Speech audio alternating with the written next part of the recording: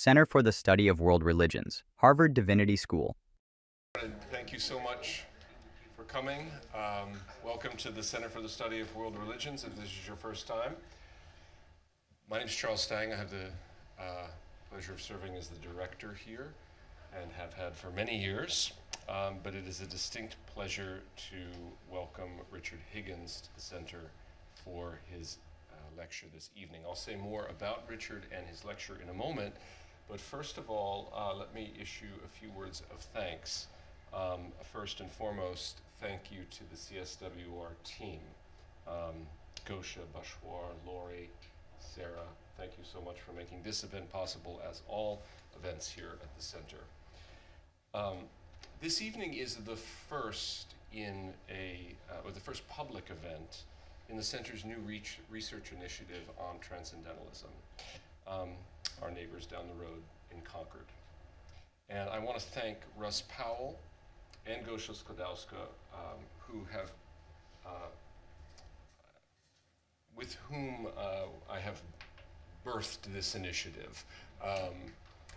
We're all sort of midwives to this initiative.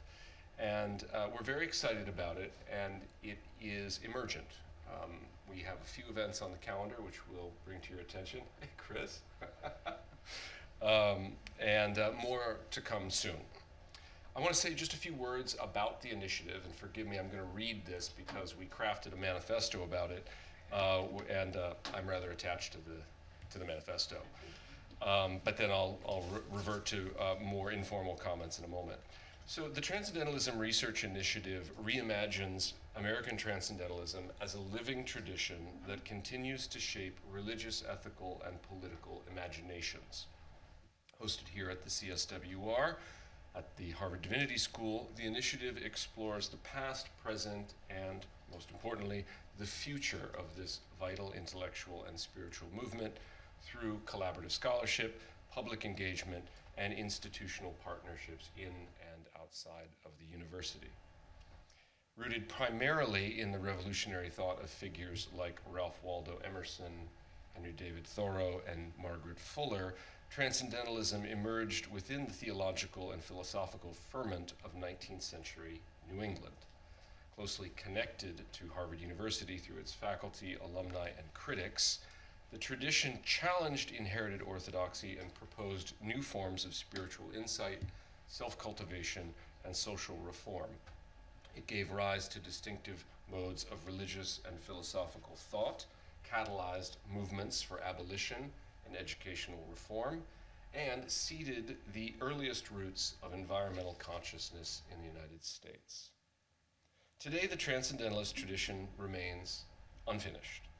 The very principles that animated its beginning, intellectual openness, moral imagination, responsiveness to nature, and a belief in the transformative potential of individuals in relationship to political community, these invite renewed inquiry. At the same time, the tradition has limitations, of course. Perhaps it's individualism, its underdeveloped attention to structural forms of injustice, and these demand critical reflection. This initiative seeks to hold those tensions in creative balance, asking, what would it mean to recover and revive and revise transcendentalism as a resource for religious, political, and ecological renewal? So we welcome you into that initiative. A few highlights of the initiative. Russ is leading a reading group. She has very cleverly titled Mystics, Misfits, Rogues, and Dissidents. And that meets every other Tuesday here at the center from 12 to 2. We will have public talks like this one. And there's one other on the horizon here on Tuesday, September 30th. The center's artist-in-residence, Sarah Shore, will be introducing her new book, Ephemeral Field Journal. And then she and I will be discussing our collaborative book project called Skywater, which we're calling a multimodal philosophy of water, drawing on our own relationship with Walden Pond, in dialogue, of course, with Henry David Thoreau's writings on Walden and the other local waters of the Concord area.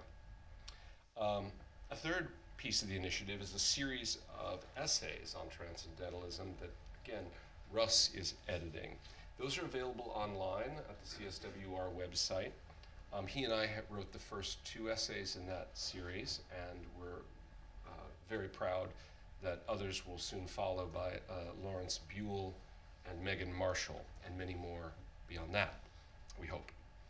I want to thank my colleague Dan McCannon here at the Divinity School, who unfortunately couldn't be here this evening, although he has been and will be an indispensable part of this initiative. I want to thank Dan in particular because Dan brought to my attention Rich's latest book, Thoreau's God. I knew Richard's earlier book, Thoreau in the Language of Trees, but somehow had missed this most recent book. And I'm grateful to Dan because it not only led me to read the book, and I'll say some things about the book in a moment, but it also occasioned my meeting Richard, who has also been a really valuable advisor to Gosha, Russ, and me as we have tried to give birth to this initiative. So thank you, Richard, for all your counsel. Richard's talk tonight is entitled The Unseen and the Unheard, Thoreau's Religious Quest. And of course, it's drawing on his latest book, Thoreau's God, published by the University of Chicago Press in 2024. It's a very rich book, but also extraordinarily readable.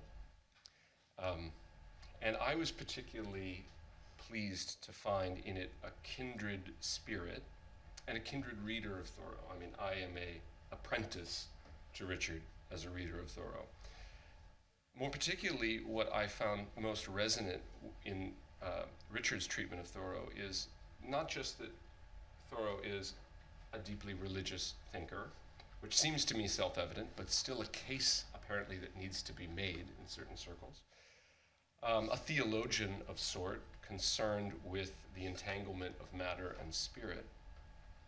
But I think the category that I am most drawn to when I think of Thoreau is visionary. Not in the sense that we use that word commonly today to mean some sort of titan of industry who foresees trends, who looks to the future or scries, but that Thoreau is a visionary in the sense that he is someone who has visions, someone who sees much more than we typically see, who senses much more than we typically sense, who tries to cultivate what he calls an uncommon sense. And so you'll find in Richard's book not only Thoreau sensing God, but gods, spirits, and other beings he struggles to give names to. And also worlds within our own world that he glimpsed, entered, and came to know. I've been reading Thoreau every day this calendar year. It was my New Year's resolution, which was remarkable in that I've kept it. And nearly every day I stumble across some remarkable passage, some remarkable episode, experience, or vision. And Richard's book really helps put those into a narrative and into a context. So I encourage you all to read it. If you don't have it, copies are conveniently available for you in the CSWR lobby. So without further ado, I want to thank, first of all, I want to say one last thing about Richard. I haven't said much about him other than how great his book is. Richard is an alumnus of the Divinity School, so we're also pleased to welcome him back to HDS. He's a writer, a book coach, and the author of 5 books, 2 of which I've already mentioned on Thoreau. He was a Boston Globe staff writer for 20 years and is also a member of the Thoreau Society, the Thoreau Society Board. And in addition to HDS, he has degrees from Holy Cross and the Columbia School of Journalism. He's written for the New York Times, the Washington Post, Christian Century, American Scholar, and other publications. Richard, it's a delight to have you here. Please join me in welcoming Richard Higgins.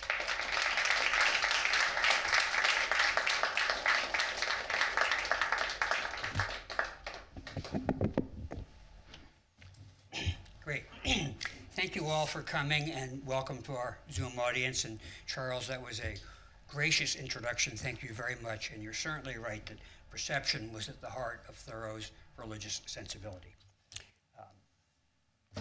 Well, Thoreau went here, but he was decidedly not a Harvard man. He received a paper, possibly parchment degree, a diploma when he graduated in 1837. In 1840, when Harvard offered him a genuine vellum diploma, Thoreau declined. Quote, "Let every sheep keep its skin," he said. Told that Harvard taught all the branches of knowledge, he replied, "Yes, but none of the roots." And he mocked Harvard's claims about the practical applications of its courses in spherical geometry, which Thoreau himself had taken. He wrote, "To my astonishment, I have been informed by the college that I had studied navigation," he wrote. "Why, if I had taken one turn down the harbor, I should have known more about it." So I'm not entirely sure Thoreau would approve of my being here, but nevertheless, tonight I'd like to present Thoreau as a pioneering religious thinker whose iconoclastic theological vision helped change the category of religion in the 19th century, and whose eclectic experiential spirituality resonates with religious seekers in America today. Now, I admit that the idea of Thoreau being religious, let alone relating to God, is on the surface an unlikely one. In his first book, A Week on the Concord and Merrimack Rivers, he called the church an ancient and tottering frame with all the boards blown off, and also a, quote, sort of hospital for men's souls, as full of quackery as the hospitals for their bodies. He found its doctrines despairing, its clergy cowardly, its rituals superstitious, and its God infinitely remote yet all-controlling. And he could be quite caustic about it, as when he asked, "What is it that Jesus said that makes a New York bishop so bigoted?" So those attacks, along with his defiant religious pluralism, nature mysticism, and his refusal to systematize his religious thought, have all contributed to the view that he was basically a secular force of nature, maybe spiritual in some vague way, but unmoored from common understandings of religion. Now, that view is perhaps not without justification, but I think that it more likely projects the secularism of our culture and of academia, especially with its current materialist theoretical framework on Thoreau. I say that because that view omits the palpable, undeniable presence of divine mystery in Thoreau's writing. Not his polemics about religion.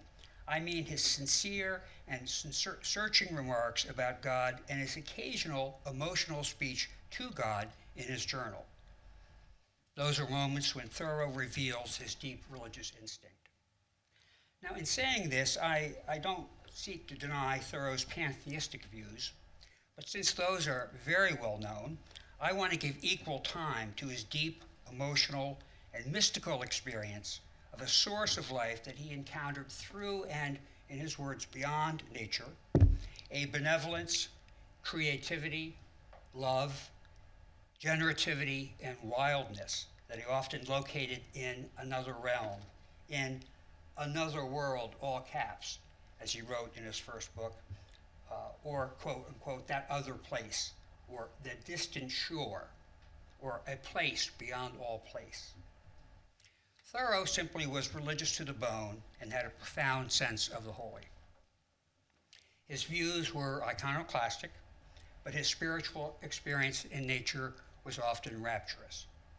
He disavowed systematic theology, but he wrote about and sought communion with a mystery at the heart of the universe that was at once immanent or present and yet not immanent in nature and yet transcendent. He was, in essence, a mystic who, along with other 19th century liberals like Emerson and Schleiermacher in Germany and Benjamin Constant in France, sought to divorce the religious sentiment from its institutional context. In slighting this deep vein in Thoreau, we miss an essential part of who he was.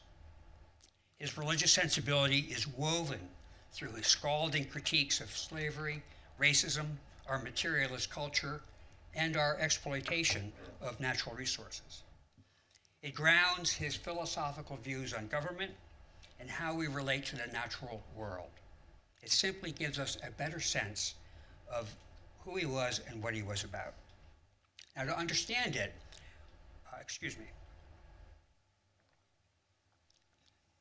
to understand this side of Thoreau, we have to look beyond his beliefs or affiliations or his lack thereof.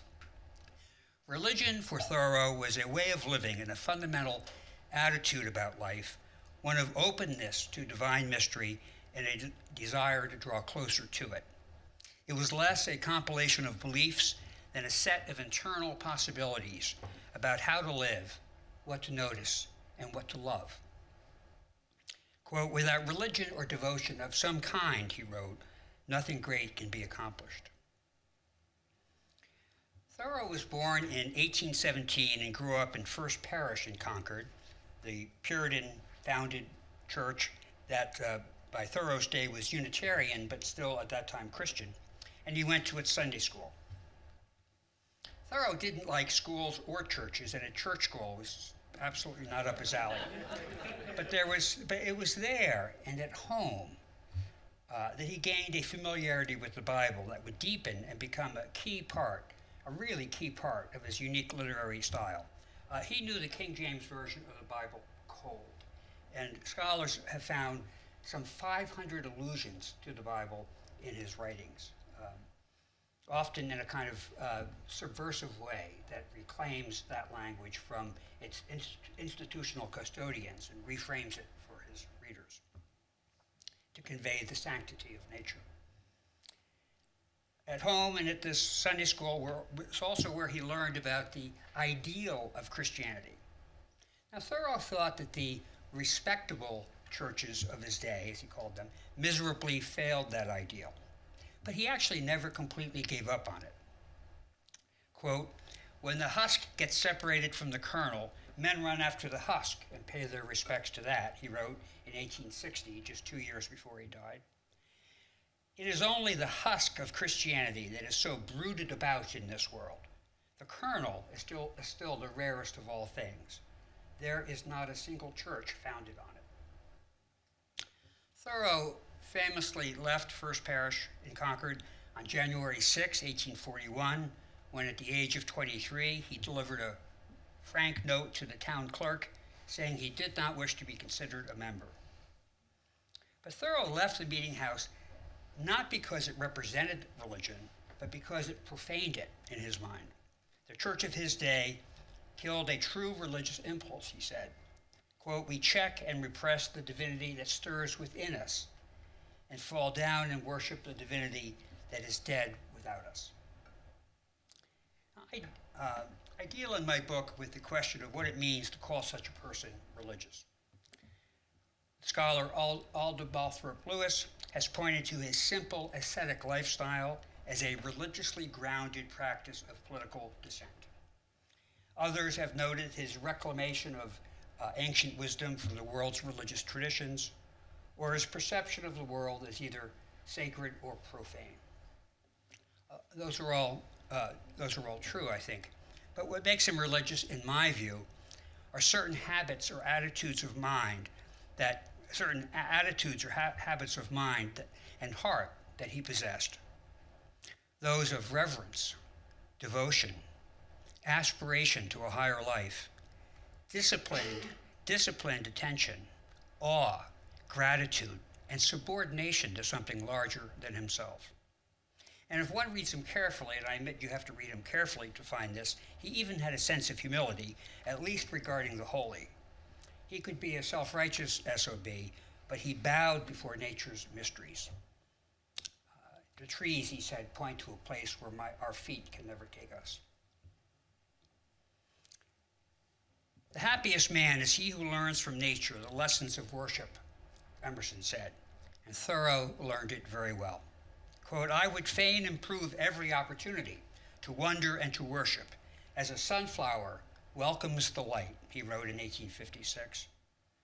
The more thrilling, wonderful, divine objects I behold in a day, the more expanded and immortal I become. Close quote. So Thoreau's spirituality was grounded in disciplined observation and sensory experience. His daily visits to the woods, fields, and waters of Concord set his spiritual wheels in motion. A cock crowing at dawn, light slanting through a forest at sunset, the aromatic smell of pine or a delicate robin nest could elicit his awe. These were moments of awakening for Thoreau that defied what he called the common laws of everyday New England Yankee life. They were inklings of a different order of truth that turned ordinary perception upside down. One example that I love is that Thoreau loved to listen to the eerie sounds emitted by the telegraph poles along the railroad in Concord as the wires vibrated them in the wind. He described these whale-like kind of keening sounds as coming from heaven or on high or, again, another world. The music of these telegraph poles, he wrote, quote, stings my ear with everlasting truth. It always intoxicates me, makes me sane, reverses my views of things. Or listen to his account of a walk on August 17th, 1851.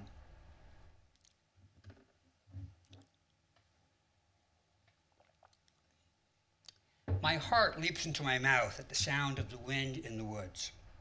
I, whose life but yesterday was so desultory and shallow, suddenly recover my spirits, my spirituality, through my hearing. Ah, if I could so live that there should be no desultory moment in all my life, that I could match nature always with my moods. I would walk, I would sit and sleep with natural piety. What if I could pray aloud or to myself as I went along the brooksides, a cheerful prayer like the birds? I thank you, God. I do not deserve anything. I am unworthy, and yet I am made to rejoice. I am impure and worthless, and yet the world is gilded for my delight, and my path is strewn with flowers. So, his spirituality was grounded in nature, very well known. But Thoreau also had a sense, and really this is what I'm driving at in my book and why I wrote it, a sense of what William James called the reality of the unseen, an invisible realm toward which Thoreau said he was drawn by, quote, a continual drift and instinct to all my shores. He used a lot of ocean, water imagery to describe his religious faith. Quote, I was always conscious of sounds in nature which my ears could never hear, that I caught but the prelude to a strain. She always retreats as I advance. Away and behind is she and her meaning. I never saw to the end, nor heard to the end, but the best part was unseen and unheard. So Thoreau disdained the abstract systems of thought that Christianity and, of course, other religions have tended to produce over the centuries. If he believed anything, it was that all forms of life are unified by a creative energy unbounded by space and time. But it was the act of believing, of having faith in life, and not the particular belief that mattered to Thoreau. Emerson wrote that the soul, quote, never reasons, never proves, it simply perceives. I love that. And that was an article of faith for Thoreau. To Thoreau, faith happens when we do not have to believe, but come into contact with the truth in a direct and intimate way. So faith is less a conviction of the mind than a movement of the soul for Thoreau. People show their faith in how they live rather than in their creed. Quote, the true creed, which we unconsciously live by, is often different from the written or preached one, close quote. Thoreau doubted that the highest truths could be captured in rational discourse. To frame God in objective terms is to put our knowledge above God's transcendence. And a God whose veil can be ripped aside by the human mind is not a God worthy of being reverenced. Quote, reason cannot study the destiny of the soul, Thoreau wrote, because its modes are not ecstatic. I cannot convince myself. God must convince. Thoreau was deeply influenced by the Bhagavad Gita and other ancient Hindu texts, including the laws of Manu. He learned from the Gita about the value of right or disinterested action, that is, doing what we are called to do irrespective of the outcome. He and the other transcendentalists were drawn to the Vedic texts by their admission of uncertainty and their acknowledgement of the mysterious nature of the divine. Quote, in their very indistinctness, a sublime truth is implied, Thoreau wrote in his first book. Quote, it hardly allows the reader to rest in any supreme first cause, but directly it hints at a supremer one still, which created the last, close quote. Now, despite the title of my book, I don't see Thoreau as a confirmed theist, but I do think he was open to and sought union with a divine mystery that was at once immanent in nature and yet not contained by it. I guess in theological faculties, this is known as panentheism, but as Dan McCann once said, that's pantheism for people with a PhD. But this sense of this mystery not being contained or entirely used up in nature was something that Thoreau believed. He called this illimitable presence many names, but he often called it God, something he did more often than commonly appreciated, and one reason I began this book. But Thoreau, and this is important, was also ambivalent about the word God. He actually, in some ways, didn't like it. It was tarnished by starchy piety and conveyed too much certainty about something he saw as ineffable, or that which surpasses the capacity of language to express it. I think it's from the German from unutterable. Thoreau used the word God in a letter to his friend and disciple H.G.O. Blake in Worcester, and then he appears to have second thoughts about it. So he writes Blake, let God alone if need be. If I loved him more, I should keep myself rather, at a more respectful distance. It is not when I am going to meet him, but when I am just turning away and leaving him alone that I discover that God is. I say God. I'm not sure that is the name. You will know whom I mean. And as Harvard's Joel Porte, great English professor here for many years, once wrote, quote, with almost Hebraic awe, Thoreau forbears to utter the holy name or even to claim that he knows what it is, close quote. In this respect, Thoreau is allied with the mystical tradition known as negative or apophatic theology, also the via negativa. As the great Jewish theologian and mystic Abraham Joshua Heschel wrote, negative theology, quote, claims that we can never say what God is, we can only say what God is not. Yet, kind of paradoxically, while Thoreau insisted on that ineffability as a religious thinker, as a literary artist, and that was truly his main vocation in life, he somewhat paradoxically used figurative imagery to portray God as the ultimate creative force. Indeed, it's remarkable that God, uppercase, appears 250 times in the Princeton edition, the scholarly edition of Thoreau's journal, excluding, of course, editorial matter and even common expressions. And he referred to it many more times if one includes his poetic references to the great artist, the great maker, the great teacher, the great painter, or other creative, even wilder names for God, like the great mower, or the great hare, or the great chemist, as if in recognition that God is an untranslatable symbol. And that's right from my notes from taking Dick Niebuhr here 30 years ago, and of course on symbol. Wonderful man. So he knew that words would fail when it came to talking about God. Now, it's true, I should say, that God was part of the furniture of the mind of Thoreau's day, and some of his uses of it, many of his uses of it, are pro forma or even sarcastic. But most of the time, he appears to refer to God without cant or question, as a given. And a smaller number of those references stand out as thoughtful, deliberate, and poignant speech about a benevolent but also disorienting mispresence that Thoreau seeks to know, wonders about, is shaken by, derives happiness from, and seeks to and thrills to experience. Thoreau's God was an infinite, life-giving presence. It was a God of wildness, surprise, and change, and yet at the same time was benign and loving. In moments of ecstasy, he wrote with an emotional certainty about the source, but his belief in a personal God was contingent, never final, more of a moving toward than an arriving at. Nevertheless, Thoreau's fleeting glimpses and tastes of the divine deeply moved him and fueled his religious imagination. Thoreau, as I said before, found God in the beauty and harmony of nature, in the breezes that rippled Walden Pond, the gem-like colors of a pickerel, the buds that swell in spring, and the leaves in autumn that, as he said, teach us how to die. But Thoreau also experienced God in the claw and tooth of nature, in its chaos, decay, predation, in storms that level forests, waves that crush ships, and the wild dive of the hawk at its prey. Thoreau saw a radical otherness and transformative wildness in God.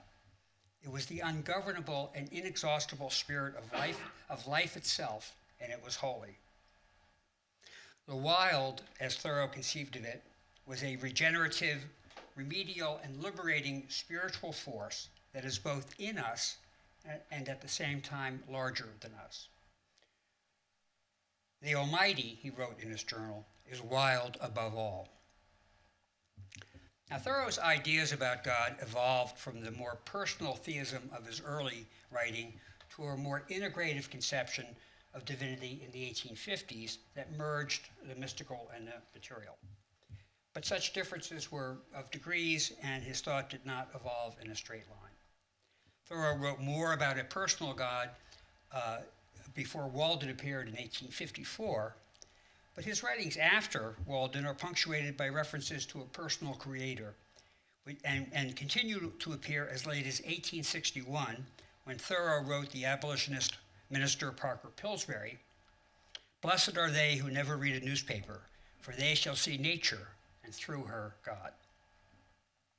You can't take any statement that Thoreau makes to the bank. You have to look at them all together, but Thoreau was also inconsistent. He sometimes spoke in diffuse terms about an impersonal, multiform divine mind in nature, similar to Emerson's oversoul, or that intelligence in the universe to which every soul has access. But Thoreau, and this is what I found from reading his journal, was also indelibly stamped, possibly more than Emerson, by his own Christian heritage, and he consistently drew on its theological frameworks to conceive of a personal creator God. This was not the distant God of deism, remote from the world. Thoreau speaks of a divine mystery to which he feels personally related. Instead of the foreboding and distant deity of his childhood swooping down from on high, the God Thoreau knew was close at hand, woven into every twig, trunk, and blade. It was this interior feeling of being in relation to the source of life that was the taproot of religion for Thoreau. He gives fullest expression to that view in Walden, indeed making the pond a symbol of God. Transcendence is woven through that book's vision of the natural world. In the chapter Solitude, for example, he writes, "Nearest to all things is that power which fashions their being. Next to us, the grandest laws are continually being executed. Next to us is not the workman whom we have hired and with whom we love to talk so well, but the workman whose work we are." Thoreau's borrowings from Christian frameworks raise the question of whether he could be called Christian by any stretch. It does not appear that he could. One important figure in Western religion whom Thoreau all but ignores, literally, is Jesus. The term Jesus Christ appears once in Walden and once in his journal. That's all I find it as Jesus Christ in his writings. Thoreau does refer relatively often to Christ, just to Christ, but always as a literary, historical, or moral reference to the central figure of the Gospels, and usually as a cudgel in his critique of the church, rather than as an expression of faith. The catkins of the willow were the only redeemers that Thoreau acknowledged. But like other transcendentalists, Thoreau had a push-pull relationship with Jesus, alternately admiring and demoting him. The humanity, voluntary poverty, practical morality, concern for the poor, and radicalness of Jesus appealed to Thoreau. He revered his teaching, saying, quote, "It is not necessary to be a Christian to appreciate the beauty and significance of the life of Christ." 3 days after the abolitionist John Brown was arrested for insurrection at Harper's Ferry, Thoreau wrote, "If Christ should appear on earth today, he would likely be denounced as misguided man, insane and crazed." Now, even among Thoreau's contemporaries who did recognize his spirituality, few thought of him as Christian. But Louisa May Alcott did at least once after his funeral, at which her father, Bronson Alcott, had read from Thoreau's writings. So she writes, quote, "Father read selections from Henry's own books, for many people said he was an infidel, and as he never came to church when living, ought not to be carried there dead."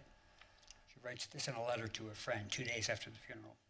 "If ever a man was a real Christian, it was Henry, and I think his own wise and pious thoughts, which were read by one who loved him, and whose life was a beautiful example of religious faith, convinced many and touched the hearts of all."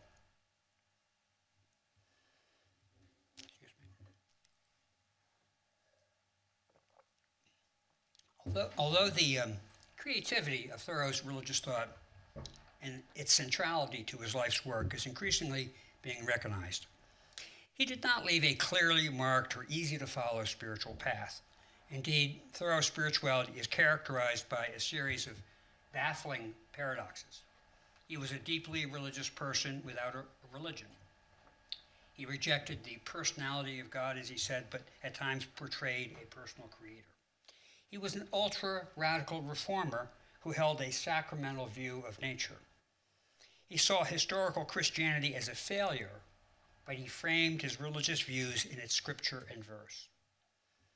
And he so loved the earth that he looked forward, he really did, to being buried in its soil, and yet he alluded to heaven as a metaphor literally hundreds of times in his journal, 48 times in Walden if you include heavenly heavens, etc. So I think that the main paradox is that last one, the tension between his palpable love of this green earth and his yearning for a mystical dimension of reality that he describes, as I said before, as another world, that other world, a distant shore. Several times, Thoreau said that the actual world of sensory experience seemed less real to him than this intuitive one. Real experience of material reality in the moment seemed less real to him than this intuitive perception. Now, this is hard to square with the more familiar earthbound Thoreau, who indeed was at home in nature, and he was, who saw the spiritual, natural world as a source of physical, mental, and spiritual health. But Thoreau's mysticism did not conflict with his passion for the earth. There is another world, Thoreau tells us, but it is hidden in the heart of this one that we think we know so well. Having concluded that matter is holy, studying it became an act of contemplation and veneration. As Thoreau studied marigolds in the 1850s, his materialism was his mysticism. Both his field work and his spiritual quest were motivated by a desire to, quote, detect the anima or soul in everything.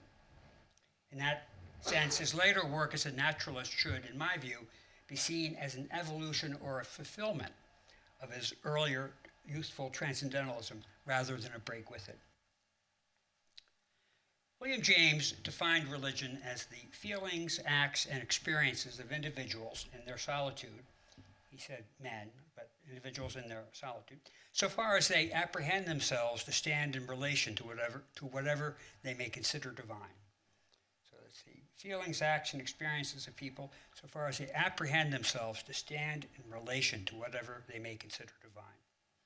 Thoreau spoke plainly of being in relation to such a source in a letter to his friend Blake. Quote, "I believe something, and there is nothing else but that," he wrote. "I know that I am. I know that another is who knows more than I, who takes an interest in me, whose creature, and yet whose kindred, in one sense, am I. I know that the enterprise is worthy. I know that things work well. I've heard no bad news." Isn't that the best? So I'll conclude with some brief remarks on Thoreau's influence. Thoreau's day bears a striking resemblance to our own. As he came of age in the 1830s, the established Calvinist-descended New England church lost its favored status legally and culturally and splintered, unleashing a cacophony of religious movements right and left. Ones that people joined not by birth, as before, but by choice. Quote, "We live in a transition period," Emerson wrote. Quote, "The stern old faiths have all pulverized. A whole population of gentlemen and ladies are out in search of religions. God builds his temple in the heart on the ruins of churches and religions." As much could be said today in slightly different words. Out of that tumultuous era, Henry David Thoreau emerged as an original voice in American religion. And that's really the thesis of my book. Although his spiritual quest was a personal one, he did not keep it to himself. As I said earlier, Thoreau helped expand the category of religion in ways that resonate today. One example is that his poetic religious vision can be seen as a forerunner of the burgeoning field of theopoetics today. It could also be said that Thoreau imagined the social gospel 20 years before it coalesced into a movement. And he was nothing if not audacious, because he said, in 1850, he said, 50 years from now, the majority of people will believe as I do now. So Thoreau was off by about 150 years, and by how many might share his beliefs, but his audacious prophecy was remarkably prescient. Spiritual seekers today are discovering a chord of recognition in Thoreau's religious vision. He appeals to people looking, as the nature writer Barry Lopez wrote, late great writer Barry Lopez, for someone who could speak the language of God of no particular religion. And this isn't because Thoreau's religious views are being newly discovered, but because American culture has come around to embrace them. Thoreau is not unique in the annals of religious history. He stands in a long line of liberalizing reformers. One could cite Protestant forerunners Jan Hus or John Wycliffe in England, the Quaker mystic George Fox, antinomian Puritans, and of course his fellow transcendentalists, all of whom sought a truer, more interior form of religion. If Thoreau has greater influence today than his fellow freethinkers, it's because he articulated that liberal religious vision with an originality, courage, clarity, sincerity, vividness, and beauty that few have. Thank you very much.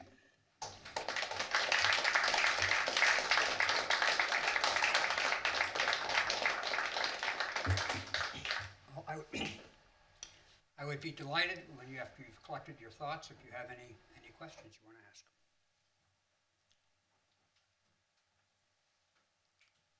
I know it was just a bunch of self-evident truths, and therefore there's nothing to talk about. But, yeah. What about his interpersonal relations? Because I was thinking about that telephone line that was being knocked in the wind. Did he see beauty in someone else's eyes, or in the flutter of some spirit in a person? Because I always think of him as a solitary and yeah. The question was about Thoreau's interpersonal relationships and if he perceived something spiritual or worth loving in another person. And the answer is yes, and it's a very sad and convoluted case. Thoreau was, some people think he was perhaps a little bit on the spectrum.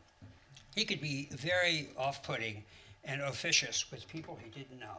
But with his family and close friends, Emerson, Channing, Alcott, he was immensely loyal to them. And he also, he had, I think he had more fun than most of us manage to do today. But he had this, but specifically on your question, he had this, the transcendentalists really believed in this ideal of friendship as a really high ideal, okay? You know someone, Thoreau said, so well, you love them so much that you shouldn't talk because you know what they think. And he put this standard on everybody that he met, including Emerson. And so he tended to repel people who didn't really know him and love him. So he actually, as I write in my book, I have a whole section on this, he really desired intimacy, but his manners fended it off and prevented him from experiencing it. But it was not for lacking to see the divinity and love in other people. Yeah, Russ. Microphone for Zoom.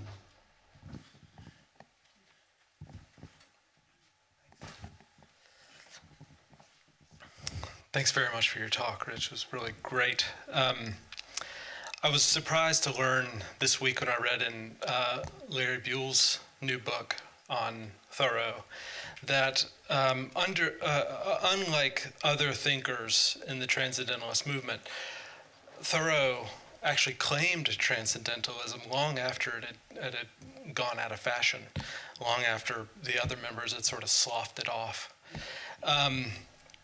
In light of this new initiative that we're getting off the ground here at the center, I wondered whether you'd speak to sort of some of the implications, religiously speaking. You've got this book on Thoreau's religion, of what it might have meant for Thoreau to have flown the transcendentalism flag, so to speak, and how that might influence our ideas of what transcendentalism is. Well, I think you're right that he did carry that spirit and express it, although he's very much not a flag waver and would not have said, he did say, he'd call himself a transcendentalist in 1851 when he was replying to the Academy or Associations for the Advancement of American Science, some group like that. And he goes through this long explanation, and he says, I should have said I'm a naturalist, a transcendentalist, and maybe a natural philosopher to boot, and you would have just not understood a word that I said, something to that effect. But Thoreau is interesting in that much of his transcendentalism is expressed in the journals that were not published until the 1880s and 90s. He was not a proselyte. But I think his sense of, I referred earlier to his seeking to extract the religious sentiment from its institutional context. That's pure transcendentalism. And he apparently had that effect on people around him. I mean, John Weiss, quite a number of his contemporaries recognized this spiritual quality in him and were affected by it. But it was really, when the journal was published in its full in 1906, that American society and literature really came to terms with what Thoreau was saying. I think, this idea that transcendentalism is fundamentally about the primacy of consciousness, the power of the mind to transform ourselves and the world, the inherent divinity of the self. These are all things that Thoreau just said over and over again, without a great deal of reception at the time in his life. But I think now, in hindsight, we can see that he was a great expositor of that tradition. Yeah.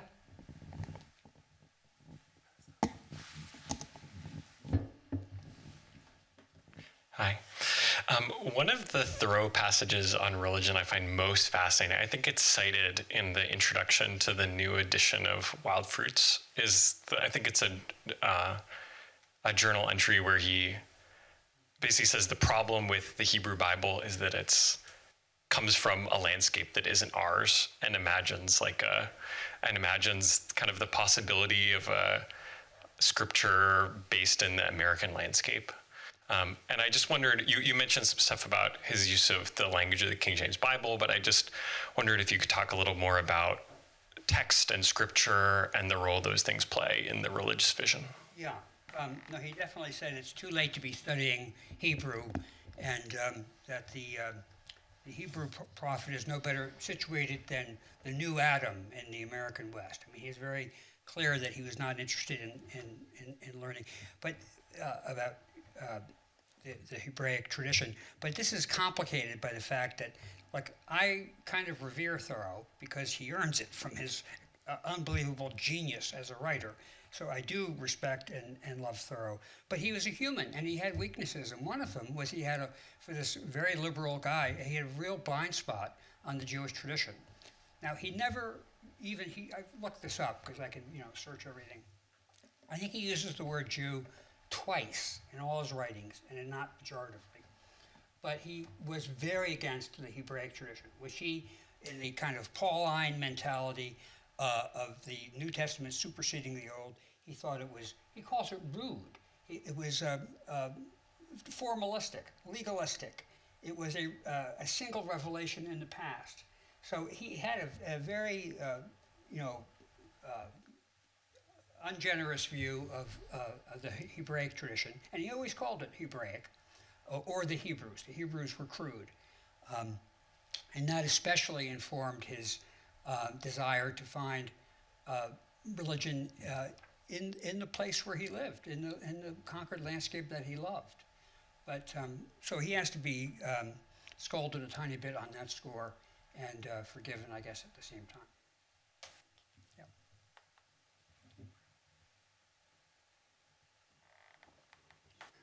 Yeah.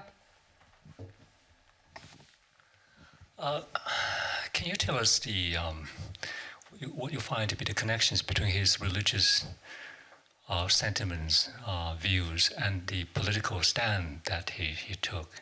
Yeah, absolutely. I write about that in my book, and if you don't mind, I'll just read a little bit that addresses that question. Thoreau's anti-slavery writings, for example, appeal to biblical justice and to God as a source of higher law. To give an example, he excoriated those who justified the Fugitive Slave Act of 1850 on constitutional grounds, calling them the servants of man and the worst of men rather than the servants of God.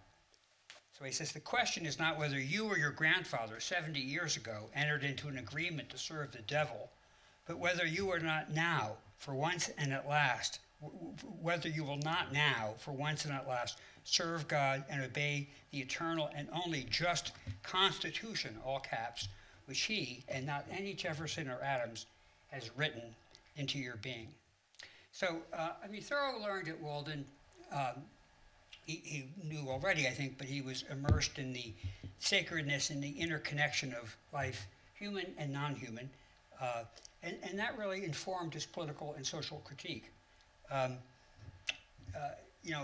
I write, living a contemplative life stripped to bare essentials, and writing about it was an act of resistance for Thoreau that connected him to others. Quote, all health and success does me good, he wrote, however far and withdrawn it may appear. All disease and failure helps to make me sad and does me evil, however much sympathy it may have with me or I with it. And also, it's no accident that Thoreau's most famous work after Walden is Civil Disobedience. He wrote that while he was at Walden. He was actually arrested in 1846, 1 year into his sojourn at Walden. I'm sure you know the story.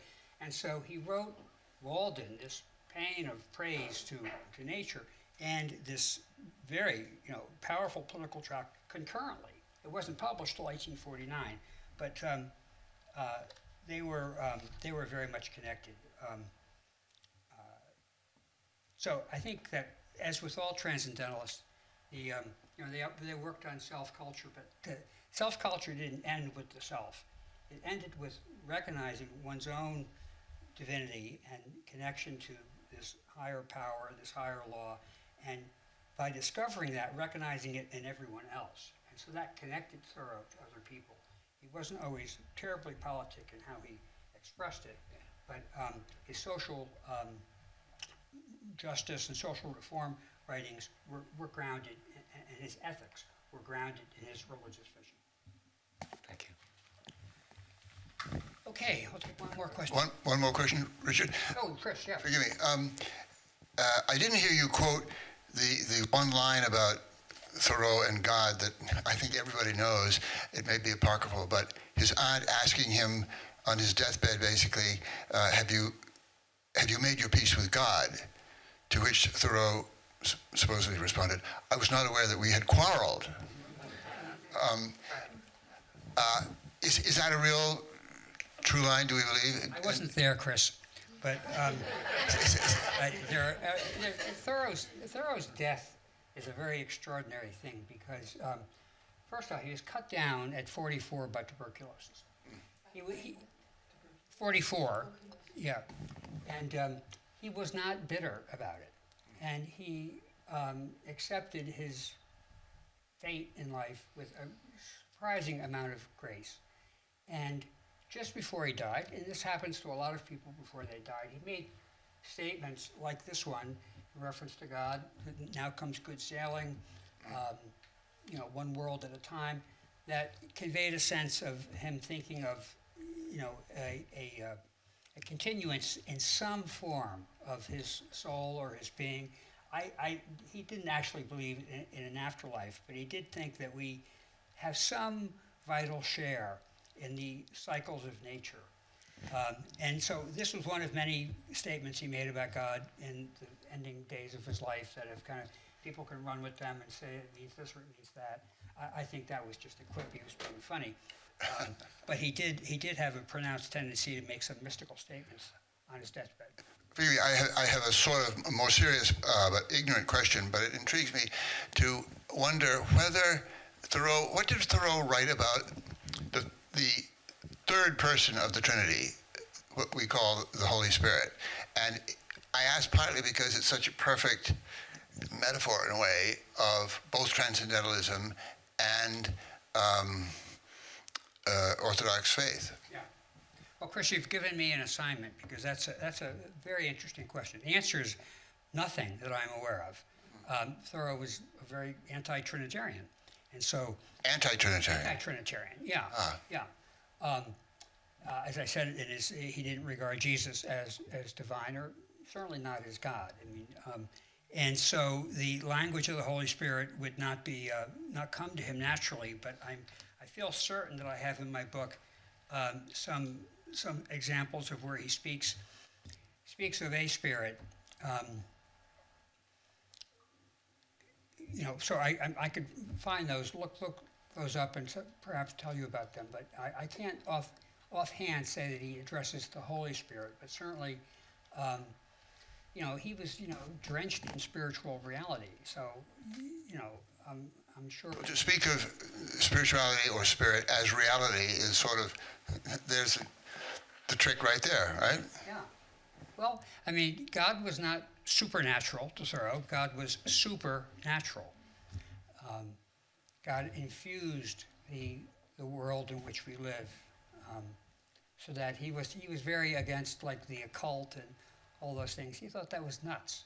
You only needed to to be alert, to pay attention to this beautiful world in which we live, to experience the presence of God. Thank you. Okay, well, I'm going to thank you all very much. This has been fun for me, and thank you.